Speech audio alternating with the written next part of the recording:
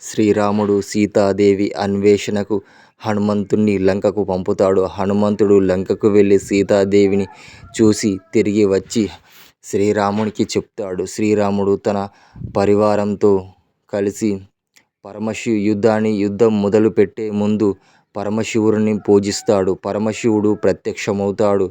నీవు చేసే పని మంచిదే అని చెప్తాడు. శ్రీరాముడు రావణ సంహారం చెయ్యాలని నిశ్చయించుకుని లంకకు బయలుదేరుతాడు.